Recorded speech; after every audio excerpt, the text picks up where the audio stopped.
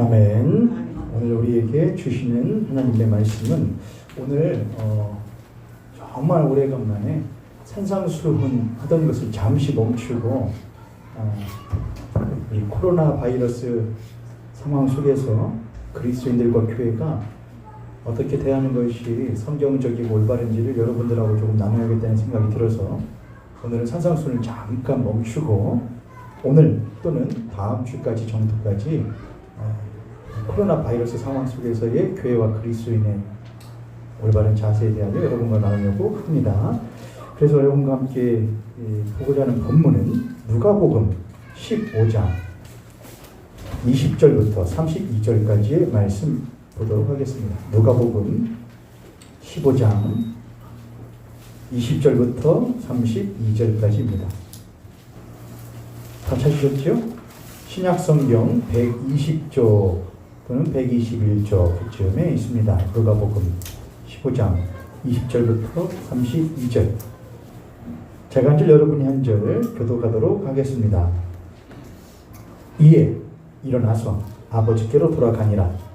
아직도 거리가 먼데 아버지가 그를 보고 측은히 여겨 달려가 목을 안고 입을 맞추니 아들이 그러되 아버지여 내가 하늘과 아버지의 죄를 졌사오니 지금으로는 아버지의 아들이라 일컬음을 감당하지 못하겠나이다. 아버지는 종들에게 이르되 제일 좋은 옷을 꺼내어다가 입히고 손에 가락지를 끼우고 발에 신을 신기라. 그리고 살찐 송아지를 끌어다가 잡아 우리가 먹고 즐기자. 이 내 아들은 죽었다가 다시 살아났으며 내가 잃었다가 다시 얻었노라 하니 그들이 즐거워하더라. 아들은 밖에 있다가 돌아와 집에 가까이 있을 때에 황무와 춤추는 소리를 듣고 한 종을 불러 이 무슨 일인가 물은데 대답하되 당신의 동생이 돌아왔으니 당신 아버지가 그의 건강한 몸을 다시 가져다주기를 살찐 송아지를 잡았나이다 하니 그가 노하여 들어가고자 하지 아니하거늘 아버지가 나와서 권한대 아버지께 따라가되 내가 이번에 아버지를 생각하는 너를 먹고 있거든 내게는 영소식 야를 주어 나와 내 것으로 즐기게 하시니 없더니 아버지의 살림을 창녀들과 함께 삼켜버린 이 아들이 돌아오매 이를 위하여 살찐 송아지를 잡으셨나이다.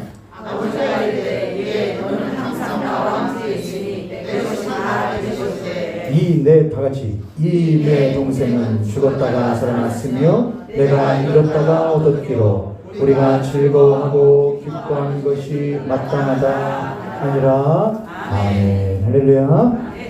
여러분하고 오늘 말씀 코로나 속의 세상, 세상 속의 교회라는 제목으로 함께 여러분하고 말씀을 나누도록 하겠습니다. 말씀 전하도록 하겠습니다.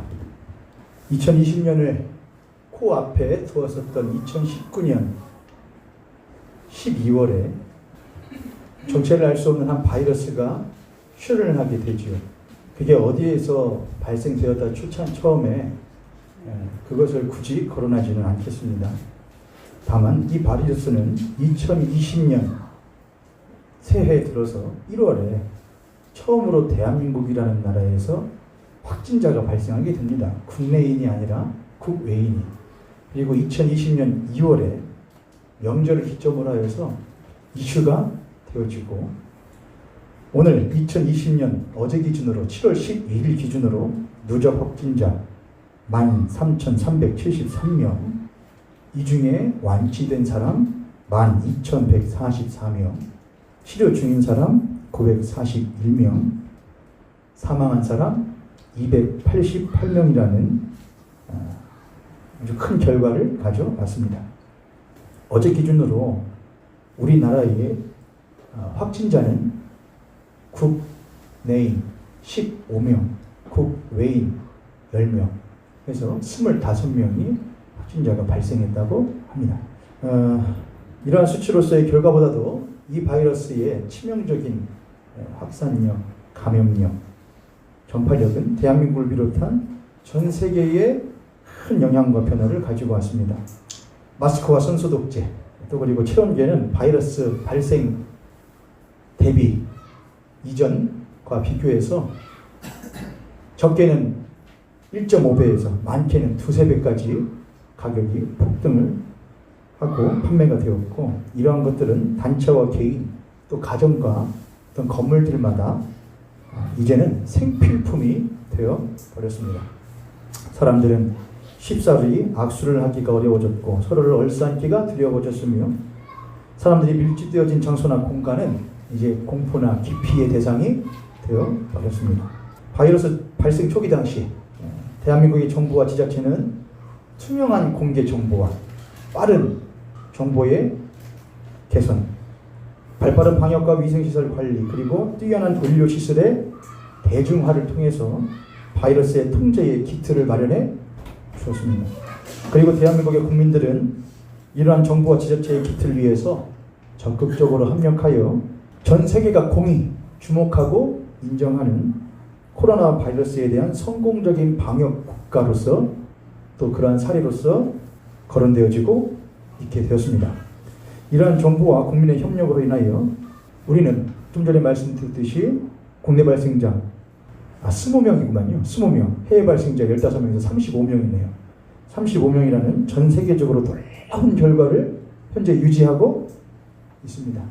우리가 우리나라의 확진자에만 관심을 갖지 않고 전 세계의 확진자를 관심을 갖게 된다면 우리나라가 얼마나 지금 무엇하고 있는 중이구나, 잘 대처하고 있는 중인지를 우리들은 금방 알 수 있게 됩니다.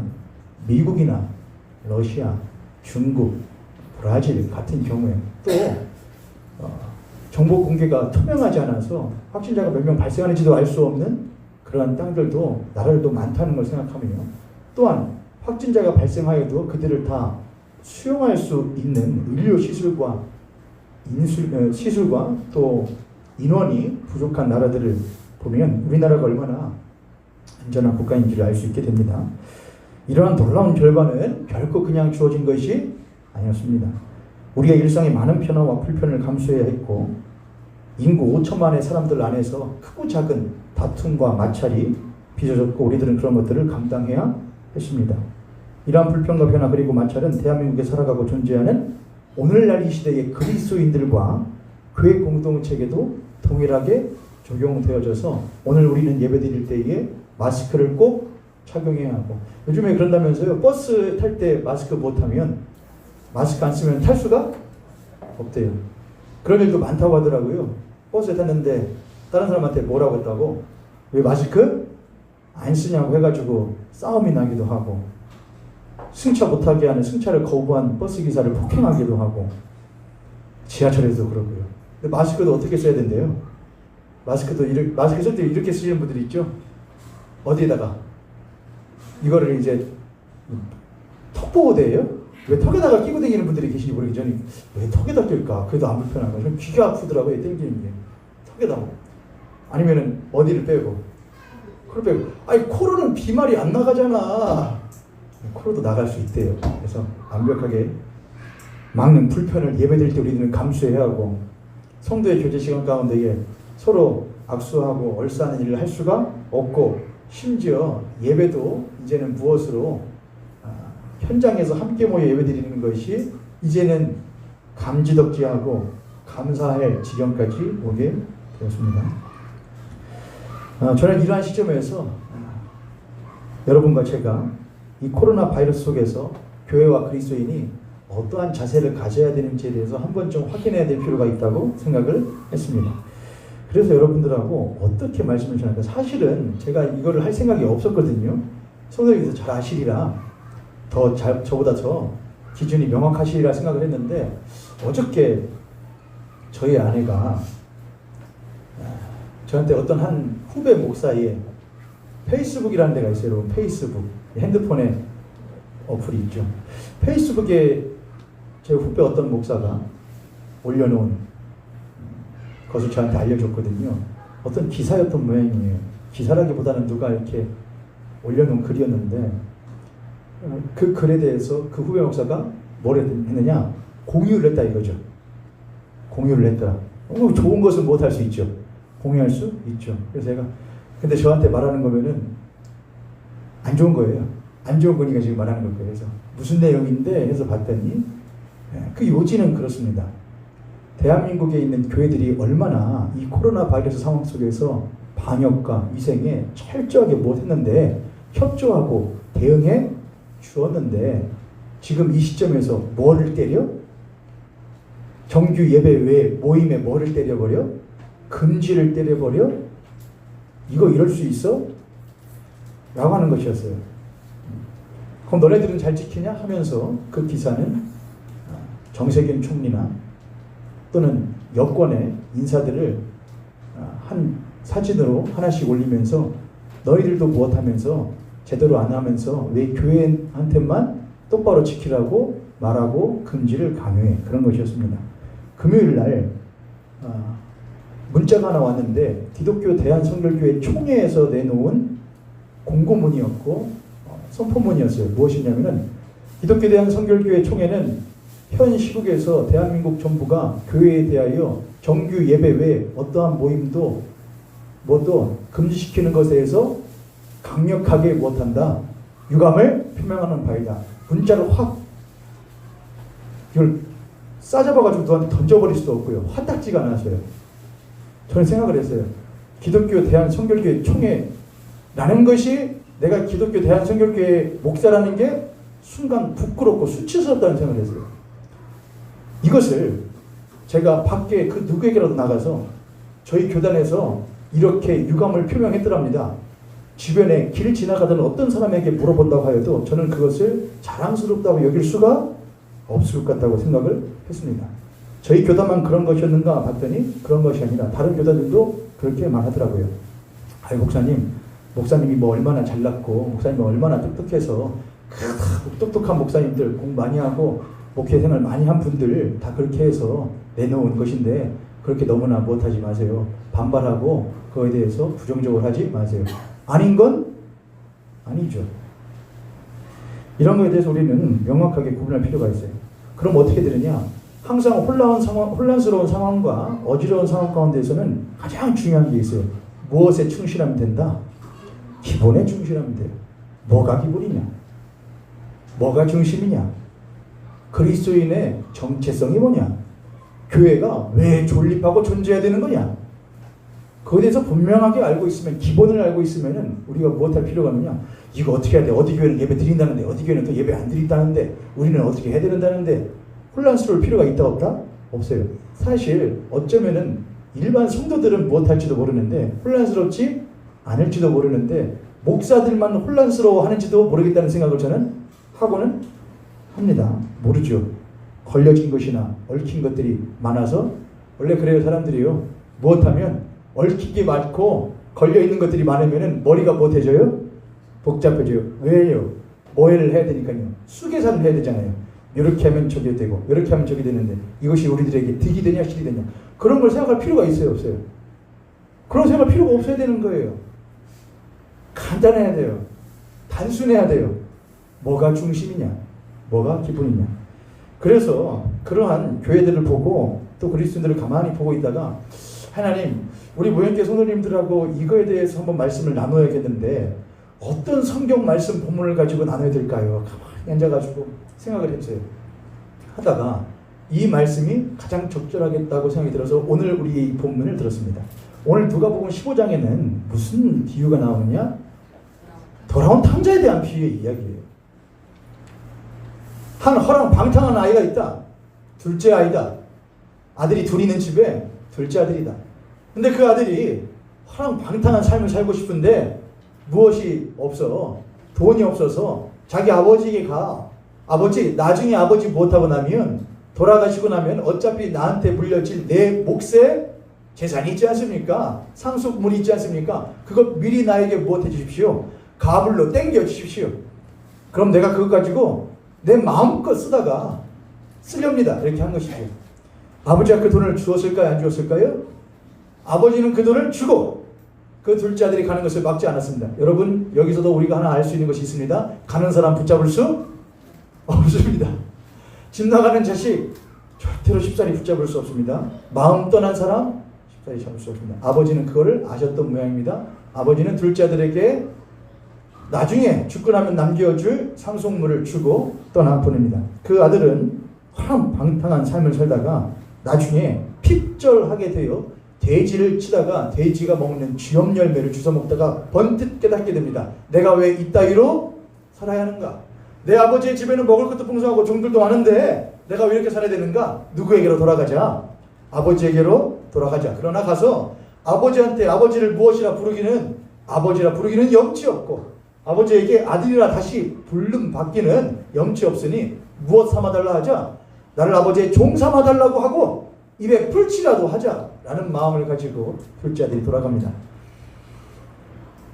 그 둘째 아들이 돌아오는데 이미 처음 집을 나갔을 때의 모습과 돌아올 때의 모습은 판이하게 다름에도 불구하고 아들이 나간 순간부터 아버지는 그 돌아올 아들을 기다리며 상거가 함에도 불구하고 판이하게 달라져 버린 그 둘째 아들의 모습을 번뜩 못하고 알아차리고 달려가 그 아들을 부둥켜 안고 그를 초대하고 다시 집으로 모셔드립니다.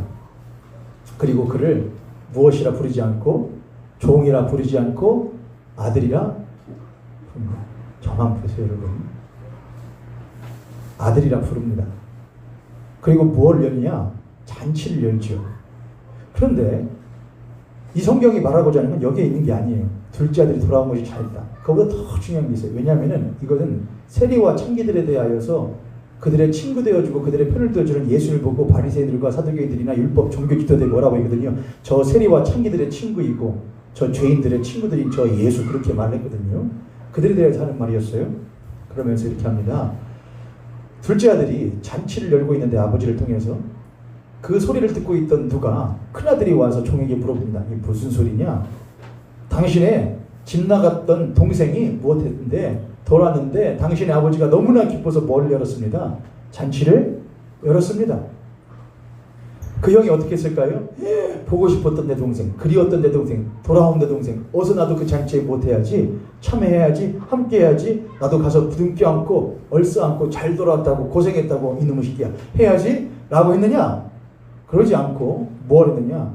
도리어 화를 냈습니다. 28절 그가 노하여 들어가고자 하지 아니하거늘. 그래서 아버지가 들어오지 않는 큰아들을 찾아갑니다. 그래서 아버지가 큰아들에게 야, 왜 들어오지 않느냐? 아버지가 나와서 권한대. 큰아들이 대답하는 것이랍니다.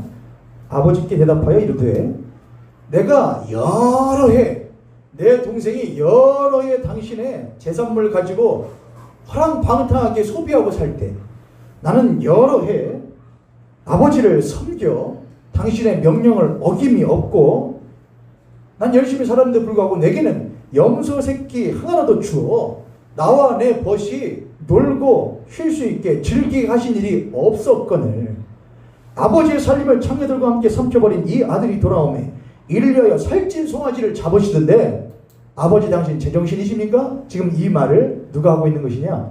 큰아들이 하고 있는 것이죠. 전 이걸 보면서 꼭 무엇 같다. 코로나 바이러스 시대 속에서 세상을 대하고 하나님을 대하는 교회의 그리스도인들의 모습 같다는 생각을 했어요. 누구의 모습 같으냐? 교회가 작은 아들이 아니고 누구요? 큰아들 같은 생각을 했어요. 큰아들을 가만히 보고 있으면은 이 큰아들이 여러 가지로 결핍되어지고 부족한 것들이 많은 존재라는 것을 우리들은 알게 되죠. 저는 세 가지로 했는데 첫 번째 세 가지는 이래요. 절다서 믿음 없음. 둘째 지식 없음. 셋째 성수가 없음. 이 세 가지가 모아지게 되면 뭐가 되냐? 사랑 없음으로 가게 돼요. 첫 번째 믿음 없음. 두 번째 지식이 없음. 세 번째 무엇 없음? 성숙이 없음. 이 세 가지가 모여지면은 뭐가 없게 되느냐? 사랑이 없게 되는 거예요. 이 큰 아들은 하나님께서 선택하셨던 선민이라 불리어지던 이스라엘 백성들을 향하여 율법을 맡은 자라, 하나님의 말씀을 맡은 자라 불리어졌던 유대인들과 이스라엘 백성들을 향하여 일침하셨던 말씀이에요. 예수님께서는 이스라엘 백성들을 보시며 유대인들을 보며 율법을 가지고 이방인들과 또는 세리와 창기들, 죄인들이라 여겨지는 이들을 보고 손가락질하는 이들을 향하여 말씀하시는 겁니다. 너희들은 큰아들과 같아. 너희들은 믿음이 없어. 너희들은 지식이 없어. 너희들은 성숙이 없어. 그러기 때문에 너희들이 너의 귀한 동생인 작은 아들을 사랑함이 없어 라고 말씀하고 계신 것이죠. 큰 아들은 자신의 아버지가 어떤 아버지인지에 대한 신뢰가 없었어요. 그렇기 때문에 큰아들은 아버지에 대해서 나는 당신을 위해서 여러 해 동안 무엇했는데 그렇게 죽도록 고생을 했는데 나에 대해서는 한 번도 무엇해준 적이 없다는 거예요. 좋은 걸 해준 적이 없다는 거예요. 나에게 보답을 해준 일이 없더라는 것이죠. 과연 그랬을까? 큰아들은 자신의 아버지가 어떤 아버지인지에 대한 신뢰가 없었습니다. 큰아들은 아버지와 함께 무엇하고 있지만 같은 공간에 살고는 있지만 사실은 가장 무엇하는 사람이었느냐? 멀리 사는 사람이었어요. 제가 이 말씀 준비하다가 큰아들 하니까 꼭 누가 생각나더라고요. 제가 생각이 나더라고요. 제가 큰아들이거든요. 둘째 아들은 지금 멀리 가서 살거든요. 큰아들은 그래도 지근거리 살고요. 이거 보면서 이거 내 이야기인데? 제 이야기 아닙니다. 큰아들은 아버지와 함께 살지만 실제로는 가장 멀리 사는 자였습니다. 큰아들은 아버지와 함께 살지만 아버지와의 친밀한 교제와 교류는 없던 사람이었습니다. 상호 간에 무엇이 있어야 교류가 있고 교제가 있어야 그 사이에서 신뢰가 쌓여지게 되어지고 이러한 신뢰는 무엇으로부터 상대방과 많은 상호 교제와 교류를 통하여 상대방이 뭘 좋아하는지 어떤 사람인지 뭘 원하는지 그런 것들을 지식들을 정보들을 무엇할수록 많이 가지면 갖게 될수록 상대방에 대한 올바른 이해를 갖게 되고 지식을 갖게 되고 그 지식을 바탕으로 무엇이 생기게 되느냐? 상대방에 대한 신뢰가 생기게 되는 것이죠. 맞아요, 틀려요, 여러분? 맞지요? 올바른 결국 믿음이 없다는 것. 큰아들이 아버지에 대해서 올바른 믿음이 없다는 것은 결국 무엇으로 비롯된 것이냐? 아버지에 대한 올바른 지식이 없음으로 인하여서 비롯되어진 것이라는 것이죠. 올바른 지식이 올바른 믿음을 가져오고 그릇된 지식이 왜곡된 믿음과 신앙을 가져오게 되는 겁니다. 뜨거운 신앙이라는 것은 큰 소리로 부르짖는 것과 무릎팍이 낙타 무릎이 되도록 무릎 꿇고 앉아 있는 것을 말하는 것뿐만이 아니라 올바른 신앙과 뜨거운 신앙이라는 것은 무엇이냐? 올바른 지식 위에서 성경의 진리 가운데서 세워진 것이야말로 올바른 지식입니다. 그러나 그렇지 않은 잘못된 지식은 무엇하게 되느냐? 왜곡되어져 버린 신앙을 갖게 되어지는 것이죠. 믿음이 없다는 것은 결국 무엇이 없기 때문에 생겨지는 것이냐? 지식이 없기 때문에 생겨지는 것입니다. 큰아들은 아버지의 무엇에 대한 지식은 있었을까요? 아버지의 재산에 대한 지식은 있었어요. 아버지의 재산에 대한. 그렇죠. 아버지는 먹을 것이 많고 풍성한 분이라는 것을 큰아들은 못했어요. 알았지만 실상 큰아들은 그 아버지의 마음에 대한 지식은 현저하게 부족한 사람이었어요. 큰아들은 자신의 수고가 얼마만큼인지에 대한 지식은 수계사는 빠른 사람이었지만 자신이 아버지로 받은 한량없는 은혜에 대해서는 지식이 없는 사람이었어요. 큰아들은 동생의 실수와 실패와 잘못에 대해서는 지식이 있는 사람이었지만 그에게 형으로서 본이 되어줄 능력과 지식은 없는 사람이었어요. 지식이 없는 자는 상식이 없는 사람이 되어버리고 상식이 없는 자에게는 예의와 염치를 찾아볼 수가 없게 됩니다. 그래서 이러한 자들은 제가 그래서 찾아봤어요. 여러 가지를 하는데 무례한이라는 말 아세요, 여러분? 무례한? 무례한이 뭐예요? 옆에 손오니까 앞에 손오니 보시고 그렇게 한번 고백하도록 하겠습니다. 당신과 나는 그러고 보면 참 무례한입니다. 기분 좋아요, 안 좋아요, 여러분? 무례한은 나쁜 말이에요. 무례한을 제가 사연을 찾아봤더니 이렇게 쓰여 있어요. 무례한 성품이 막대요. 예의와 염치를 모르며 함부로 행동하는 사람을 뭐라 하느냐? 무례한이라 그래요. 제가 큰아들이 하는 성경 말씀을 가만히 보다가 오늘날 한국교회를 가만히 보면서 오라? 한국교회가 꼭 무엇 같으네? 무례한 같으네. 한국교회는 유례없는, 세상에서 유례없는 부흥의 역사를 가지고 있는 교회예요. 하나님의 은혜와 하나님의 섭리로 말미암아 아주 대부흥을 이루었었죠. 1900년 초창기에. 그러나 그렇게 부흥되어진 그 기독교의 부흥은 이후 정치와 결탁되어지고 돈과 권력과 결탁되어지면서 무엇으로 흘러가기 시작했느냐면은 성장주의와 재물주의와 물질주의로 변질되어져 가기 시작을 했어요. 그들에게 있어서 가장 중요한 것은 무엇이 되느냐? 반공이 되었고, 잘 들으셔야 돼요, 여러분. 1900년 초창기에는 기독교에 문제가 없었어요. 한국 기독교에. 그런데 일제강점기와 6.25를 지나면서 한국 기독교는 정치와 권력과 돈과 결탁하기 시작해요. 그들에게 있어서 중요한 것은 무엇이 되었느냐? 반공, 애국, 이것이 아주 중요한 화두가 되었어요. 하나님의 나라, 예수 그리스도의 십자가의 도, 그러한 것이 기독교의 핵심이 되어야 하는데 반공, 애국, 이것이 기독교의 중요한 토대가 되었다는 겁니다. 그런 것들을 누가 주창했느냐? 여러분, 깡패 중에 정치 깡패가 깡패들 중에만 있는 것이 아닙니다. 목사 중에도 어떤 목사들이 있고요. 정치 목사들이 어마어마하게 많습니다.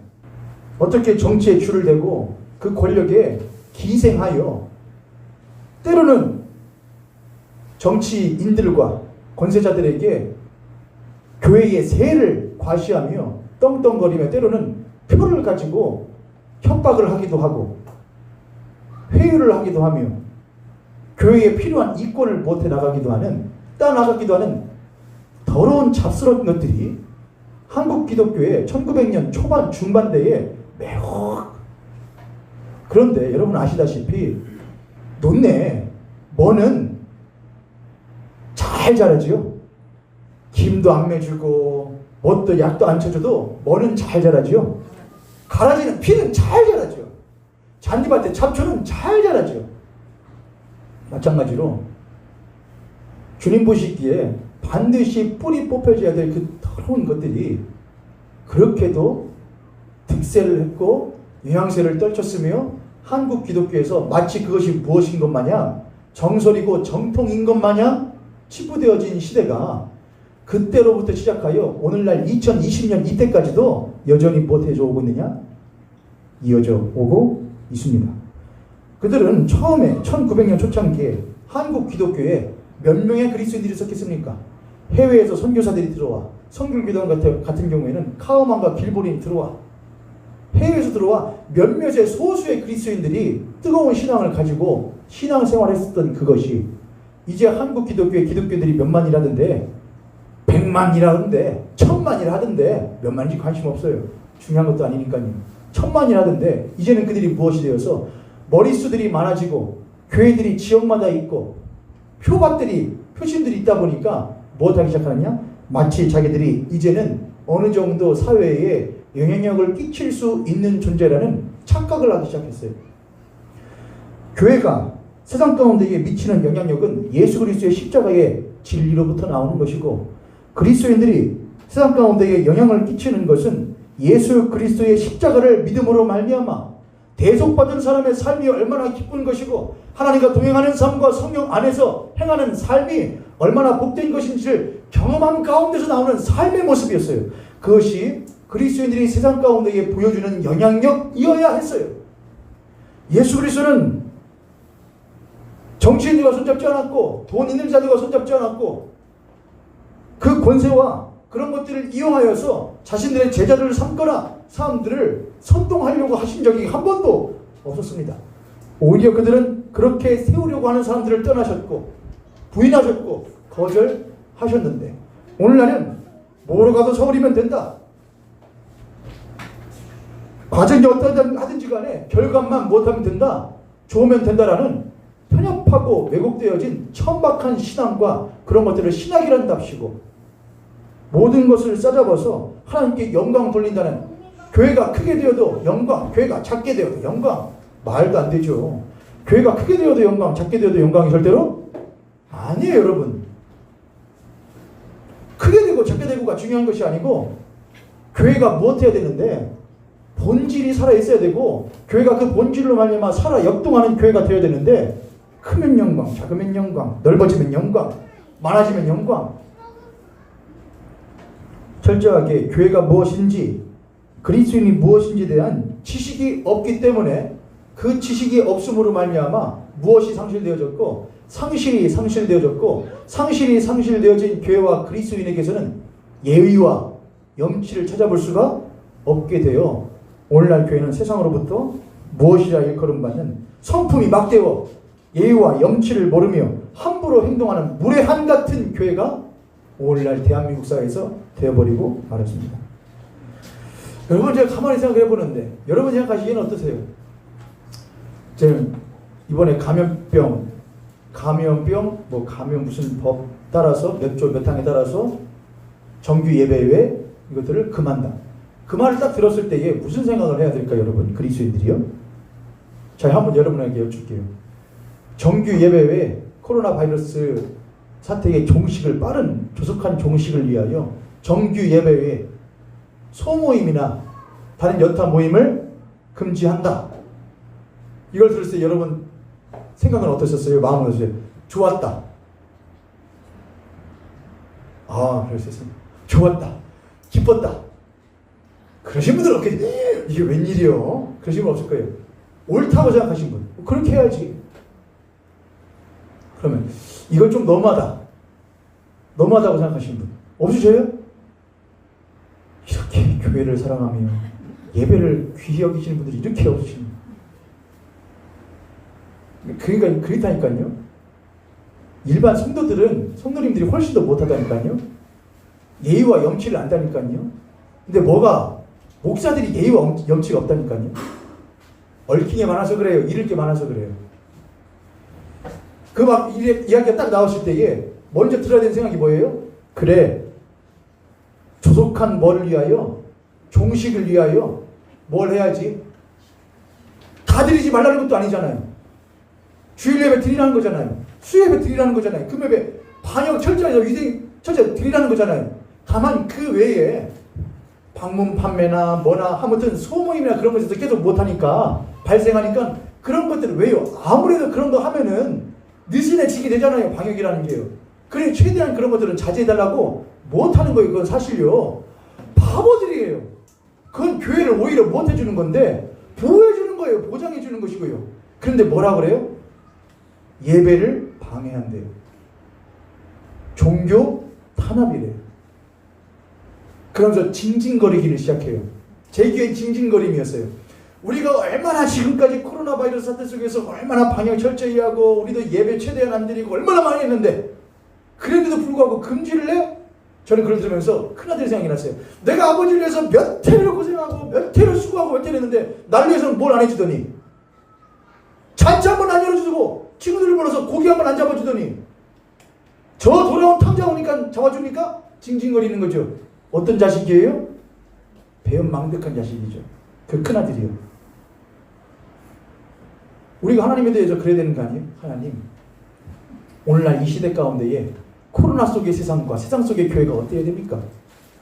우리가 정말로 이 세상 가운데에서 하나님이 이 세상에 본이 되고 빛이 되고 소금의 역할을 감당하라고 불러주신 교회라고 한다면은 우리가 큰아들 아니에요, 여러분? 장자 아니에요? 그렇잖아요, 여러분. 옆에 있는 손님이 앞에 있는 손님이 그렇게 한번 고백합니다. 당신과 내가 큰아들이고 장자입니다. 어찌 영상으로 예배드릴 때보다 훨씬 오늘 힘들대요. 다음 주에 그냥 영상을 드려요. 영상에서 마음껏 편해요, 여러분. 여러분도 편하시고요.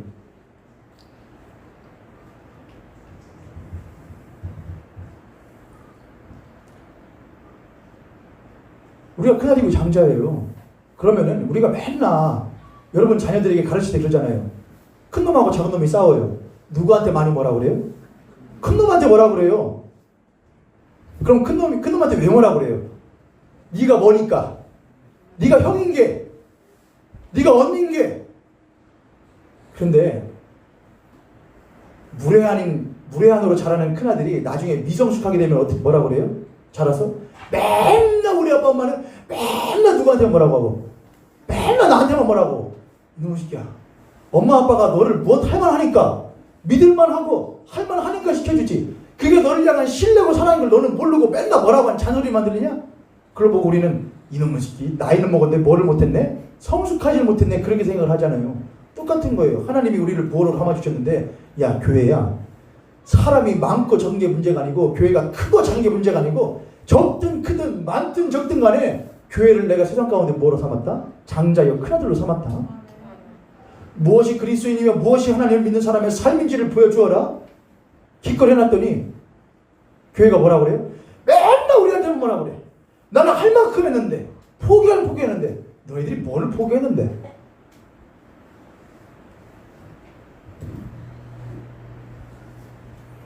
저는 여러분들에게는 짜증이 나는데 목사들에게는 짜증이 막 나요. 그래서 저희 아내가, 후배 목사가 그거를 공유를 했대요. 자, 그것도 핸드폰 찍고 있구나. 제가 그 후배 목사가 공유한 거를 제가 그거 나한테 보내줘봐라. 공유한 거를 딱 보내줘가지고 제가, 여러분 뉴스 그냥 보면 돼야 안 돼요? 여러분 뉴스 그냥 보면 바보 되셔요. 어떤 분들 그러더라고요. 이쪽과 이쪽의 말을 잘 들어봐야 된다. 좋은데 그거를 판단할 수 있는 뭐가 있어야 그걸 보죠. 여러분들에게 지식이 있어야 판단을 하죠. 안 그러면 짬뽕 돼가지고 뭐가 뭔지 몰라요. 제일 먼저 확인해야 되는 건 뭐냐? 출처예요, 출처. 그래, 안 그래요, 여러분? 그걸 후배 목사가 공유했다는 걸 나한테 보내줘봐. 그래서 내가 처음에 딱 그걸 PPT처럼 만든 거예요. 한 10장으로 만들었어요. 첫 번째 딱 거기에 딱 밑에 적혔어요. 이제 사라고 한 가로치고 가로 닫으면 뭐예요, 여러분? 이제 사설로 만든 사립단체라는 거잖아요. 하고 뭐라고 하죠? 한국 기독교 언론 공보 뭐 이렇게 아무튼 그런 거였어요. 그래서 그럼 바로 뭐 해야 돼요? 찾아봐야 돼요. 뭐 하는 애들인가? 다 찾죠. 찾았더니 이 단체가 한 일들이 많더라고요. 뭘 했었느냐?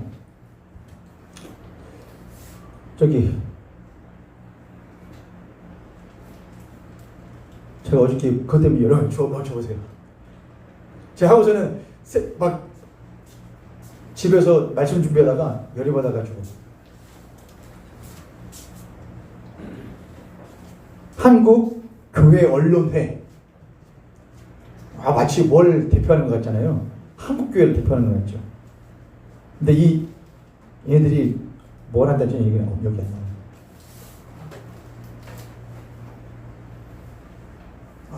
아주 중요한 것도 있었거든요. 전광훈 목사가 광화문에서 태극기 집회를 하며 그렇게 하는 것은 정당하다. 맞아요, 틀려요, 여러분? 그래서 그 정당하다는 것에 대해서 앞장섰던 일을 했었고, 조국 장관 사태 때 그 조국 장관이 이번에 조국 장관과 최성애 아니고 누구죠? 정경심 교수, 부인인 정경심 교수에 대해서 법원이 뭐가 났죠? 무죄 판결이 났죠. 그렇죠? 근데 그들의 죄를 물는 데 있어서 중요한 단초를 마련했던 게 정경심 교수, 부인 정경심 교수가 일했었던 동양대학교라는 곳의 총장인 최성애라는 분이거든요. 근데 이 최성애 씨가 뭘 했는데, 얘는 나쁜 애들이 아무 해다 이거예요. 근데 그것은 무엇하다? 정당하다. 아무튼 이렇게 가만히 보고 있으니까 얘네들이 뭐를 말하려고 하는 사람들인지를 알겠는 거예요. 그러니까 이런 거 하는 거예요. 그러면서 제가 보여드릴 수 없지만은 얘네들이 이렇게 썼어요. 이 사람들이 이태원 클럽 때는, 이태원에서 클럽 터졌을 때는, 게이들 하고 그랬을 때는 인권 보호한다고 그렇게 하면서 잘 안 하더니, 교회는 소모임, 행사 금지시키고 성가대, 기도, 찬송 금지하고 300만 원 벌금 운운하고 이것이 공정합니까? 이렇게 팍 써놨어요. 이런 걸 보고 뭐라고 하는 거냐?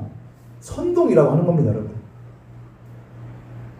고 함석헌 목사님 말했듯이 깨어있는 시민이라야 살아요. 생각하는 백성이라야 살아요.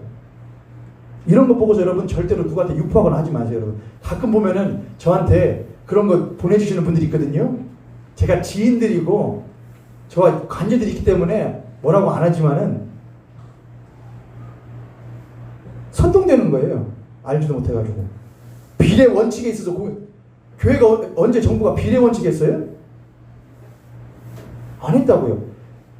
교회는 모든 소모임 행사 금지, 모든 소모임과 행사를 금지했지만 예배를 금지한 것은 기회 아니에요. 아니잖아요. 그 얘기를 왜 빼요? 성가대 기도 찬송 금지했어요? 우리 오늘 뭐 했어요, 여러분? 찬송했어요, 안 했어요? 기도했어요, 안 했어요? 성가대 없으니까 안 쓴 거지고 성가대 쓸 수 있어요, 없어요? 성가대 쓸 수 있어요. 단지 못하라는 것이지. 성가대를 하려면은 완벽하게 모인 장소에서 반역 철저하라는 것이 따로 성가대 모임 가져서 반역하지 않고 그런 행동하지 말라는 것이에요. 사모임을 하지 말라는 거예요. 금지한 적 없다고요. 비례 원칙을 따질 수가 없다고요. 왜요? 공정하게 했으니까.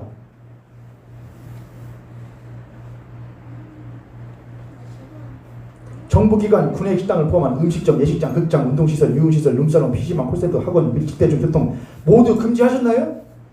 모두 금지하면 살 수가 있어요? 없어요. 교회에 대해서 그럼 전면 금지하면 교회가 존립할 수가 있어요? 없어요. 그래서 뭘 하잖아요. 최소한 안에서 금지할 것을 금지하는 거잖아요. 공정해요? 안 공정해요? 제가 볼 때 지극히 공정한데요? 물론 그거 다 따지자면은 제가 말한 것처럼 왜 카페에서는 왜 음식을 다 마시고 먹고 있냐? 그런 심보가 무슨 심보 여러분? 큰아들 심보란 말이에요. 오히려 뭘 해야 돼요? 그냥 이거 간단하게 이렇게 하면 돼요. 여러분에게 큰아들하고 작은아들이 있어요. 작은 애들이 동생이라고 해서 좀 늦게 태어나서 잘 못해요. 그러면은 아빠는 엄마는 작은아들에 대해서는 무엇할 수밖에 없어요. 더 철저하게 해요. 작은 애들은 더 잣대를 철저하게 돼요. 아니면은 조금 봐줘요. 봐줘요. 이렇게 비교하면 좀 그렇지만 죄송해요. 조금 뛰어난 놈과 믿을 만한 놈과 조금 들떨어진 애가 있어요. 그러다 쳐요 여러분 그냥. 그럼 여러분 누구한테 잣대를 더 철저하게 돼요? 철저한 애한테 똑똑한 잣대가 철저하게 돼요. 그럼 똑똑한 애들은 금방 알아요. 아 우리가 그런 잣대를 댈 만큼 무엇하구나. 똑똑하고 인정하는 거구나. 금방 알아차야 될 거 아니에요? 근데 들들어진 애들이 있어요. 큰아들이고 등치는 근데 들들어진 애들이 있다니까요. 그 애들은 이 탕자에 비유는 것처럼 무슨 말을 해요? 왜 나한테만 뭐라고 하고 나 할 만큼 했는데 왜 나만 때리고. 그런 거 우리는 전문용어로 뭐라고 하느냐? 징징거린다라고 합니다. 징징거린다. 혹 설사 정부가 교회에 대하여 코로나 바이러스 사태가 너무나 심하여 종식이 너무나 어려우니 교회에게 간곡히 부탁한다. 당분간만 모든 예배를 전적으로 영상 예배로 들여다라 라고 하여도 오히려 그 말은 정부의 입에서 나와야 될 말이 아니고 누구의 입에서 나와야 될 말이냐? 교회의 입에서 나와야 될 말이에요. 지식이 있는 교회라면, 지식이 있는 그리스도인이라면 상식이 있는 교회와 그리스도인이고 지식이 있는 올바른 지식이 있는 그리스도인과 교회라고 한다면은 먼저 자진하여서 제안을 해야 해요. 지금 현재 세상이 한국이 내 이웃과 형제와 자매들이라 내가 그렇게 전도지 들고 쫓아다니며 전도하던 그들이 그렇게 사랑한다고 외치던 그들이 코로나 바이러스로 인해서 두려워하고 걱정하며 염려한다고 한다면 우리는 그들을 위하여 기꺼이 당분간 우리의 예배가 불편하고 어렵다고 하더라도 감수할 의향이 충분히 있다 없다? 있다 라는 말이 교회와 그리스도인들에게서 먼저 나와야 하는 것 아니겠습니까? 큰아들은 아버지의 재산에 대한 지식은 있었지만 아버지께서 그 큰아들이 그렇게 못마땅하게 여기는 그 작은 아들에 대하여 여전히 그를 품고 사랑하고자 하는 마음이 있는 분이라고 하는 것에 대한 지식은 없었습니다. 큰아들은 자신이 열심히 수고한 것에 대한 지식은 있었지만 자신이 본래부터 아무것도 아니며 없는 것이나 마찬가지인 자신이 그 한량없는 은혜로 말미암아 있게 된 존재라고 하는 것에 대한 지식을 잃어버려서 자신이 열심히 수고하였기에 이 교회가 세워졌고 열심히 수고하고 노력하였기에 성도들이 이렇게 있게 되었고 기독교가 있게 되었다고 하는 잘못된 지식을 갖게 되어버립니다. 그 순간부터 교회는 하나님의 것이 아니고 교회는 예수 그리스도의 것이 아니라 누구의 것이 되어버리느냐? 목사의 것이 되어버리고 일부 목사 교회에서 일하는 사람들의 것이 되어버립니다. 큰아들은 동생의 실수, 작은아들의 실수와 실패에 대한 지식은 남들 티잡을 것은 그렇게 지식은 있었지만 그에게 실상 본이 되어 주어야 할 자신이 어떤 들보를 가지고 있는 존재인지를 깨달아 알지 못하는 지식이 없는 사람이었습니다. 그렇게 하나님에 대한 지식과 자신의 사랑하는 이웃들에 대한 지식이 없는 자들은 위로는 하나님을 사랑하고 옆으로는 내 이웃을 사랑하라고 하는 그 예수 그리스도와 하나님의 그 지상 명령을 실행할 지식도 없고 능력도 없어 상식이 없는 자가 되어버렸고 이 세상 가운데에 예의와 염치를 베풀 줄 모르는 무례한 같은 교회가 되어버리고 만 것이죠. 저는 우리 모현교회와 또한 우리 교회 안에 있는 우리 성도 여러분께서 하나님의 마음을 알아. 하나님 지금 이 시국 속에서 누구에게 관심을 가질까? 야, 너네들 예배를 못 드려서 어떡하냐? 너네 잘 모여서 못 모여서 어떡하냐? 이럴 때 오히려 하나님 뭘 하시지 않겠어요? 야, 난 너희들 걱정을 안 한다. 두 아들내미 집에 놓고 큰아들 보면서 은준아, 동생 잘 부탁한다. 믿고 맡길게. 그렇게 하는 말을 오히려 하나님께서 교회를 향해서 야, 너희들 당분간 교회에서 예배드리기가 쉽지 않을 거야. 잊은 것 같지 않을 거야. 불편할 거야. 힘들 거야. 마음이 뜨거워지지 않을 수도 있어. 근데 내가 너희들에게 무엇한다? 너희들에게 믿고 맡긴다. 내 아들 예수 그리스도의 십자가의 사랑 너희들에게 믿고 맡긴다. 그런 말 들으면 되는 거 아니겠습니까, 여러분? 할렐루야. 할렐루야. 그런 말 들어야 되는 것이 교회이고 그리스도인 아니에요? 여러분 아니에요? 예, 주님. 나 할 수 있는 능력도 미천하고 지식도 미천하나 믿고 맡겨주시더니 그 주신 사명에 맞게 내가 불편하고 어렵고 힘들더라도 당신이 사랑하시는 그 작은 아들, 그 돌아올 탕자들 당신이 신경 쓰고 관심 갖는 것 제가 뒤에서 전폭적으로 십자가 같이 짊어지며 밀어드리도록 하겠습니다. 그게 교회가 해야 될 고백 아니냐고요, 여러분. 지식이 없는 자는 성숙이 없는 자가 됩니다. 큰아들은 삶의 연수는 쉬운 말로 나이는 무엇했는데 먹었는데 그리스도인으로서 신앙의 연수 늘고 교회로서의 26년은 되었는데 삶 가운데 삶의 연수는 늘었는데 삶 가운데의 연대는 전혀 늘지 못한 사람이에요. 그래서 뭐만 알아요? 자기 교회만 알아요. 교회가 연수가 늘어날수록 1년 2년 늘어나고 신앙 연수가 늘어날수록 그 삶의 영역도 범위도 지경도 못해줘야 되는데 똑같이 넓어져야 되는데 뭐만 먹어간다는 거예요. 세월만 지나간다는 거예요. 그런 걸 보고 우리들이 죄송합니다. 여기 연세 드신 분들 우리가 군대에서는 이렇게 말하냐? 짬밥 뭘로 먹었네. 짬밥 딴 데로 먹었네. 나이가 헛머니 이렇게 하는 것처럼 너 신앙생활 못했다는 거예요. 헛일했네. 너 교회생활 못했네. 헛일했네예요. 교회가 누구를 위하여 있는 것인데 교회 하나님을 위하여 있다. 교회가 누구를 위하여 있는 것인데 하나님이 사랑하시는 세상을 위하여 있다. 그리스도의 누구를 위하여 있느냐? 예수 그리스도를 위하여 있다. 그리스도의 무엇이냐? 예수 그리스도 죽기까지 사랑하시는 세상을 위하여 교회가 있는 거예요. 할렐루야. 우리 세상을 위해 있는 거예요. 그런데 교회는 착각을 해요. 세상이 우리를 위해 있는 줄. 큰아들은 재산은 늘었지만 그 재산을 어떻게 써야 하는지에 대한 그 재산의 가치와 지식은 알지 못하는 사람이에요. 예수 그리스도가 우리의 보배이시고 우리의 보물이신데 우리의 상속물이신데 그 예수 그리스도를 어떻게 써야 될지를 몰라요. 그래서 맨날 예수 그리스도를 누구를 위해서만 쓰는 거예요?